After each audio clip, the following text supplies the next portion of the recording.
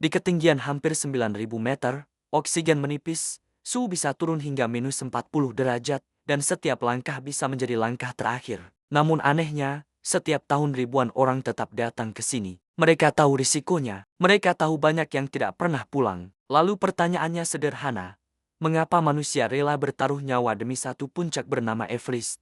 Everest, gunung yang tidak ramah. Gunung Everest bukanlah gunung biasa. Ia adalah tempat di mana tubuh manusia perlahan gagal berfungsi. Di atas 8.000 meter zona yang disebut death zone, oksigen hanya sepertiga dari permukaan laut. Otak mulai berhalusinasi, jantung bekerja berlebihan, dan tubuh perlahan sekarat. Namun justru di tempat paling mematikan inilah ambisi manusia mencapai puncaknya. Alasan pertama, PRESTISE dan pencapaian hidup. Bagi banyak pendaki, Everest bukan sekadar gunung. Ia adalah simbol pencapaian tertinggi manusia. Menaklukkan Everest berarti menulis nama dalam sejarah pribadi, bahkan sejarah dunia. Bagi sebagian orang, ini adalah puncak dari seluruh perjalanan hidup mereka. Bukan soal uang, bukan soal ketenaran, tapi tentang berkata pada diri sendiri, aku pernah berada di tempat tertinggi di bumi. Alasan kedua, ego, identitas, dan pertarungan batin. Di ketinggian ekstrem, musuh terbesar bukan badai salju, melainkan ego manusia sendiri. Banyak pendaki gagal berbalik arah meski tubuh sudah lemah, karena mundur terasa seperti kekalahan.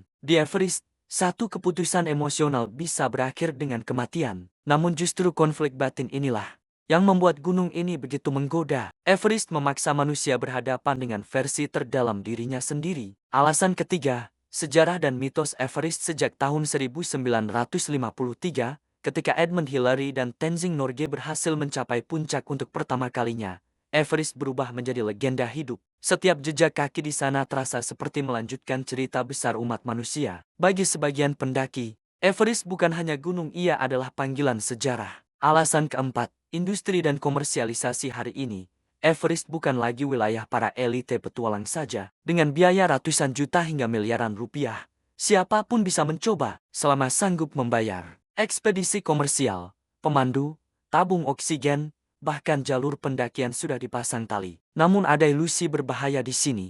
Gunung tetap sama mematikannya. Uang tidak bisa membeli keselamatan di ketinggian 8.000 meter. REALITA kelam, kematian di Everest. Lebih dari 300 orang telah kehilangan nyawa di Everest. Sebagian jasad bahkan tidak pernah diturunkan. Mereka menjadi penanda jalur pendakian, diam, membeku selamanya. Di Everest, menyelamatkan diri sendiri seringkali lebih mungkin daripada menyelamatkan orang lain.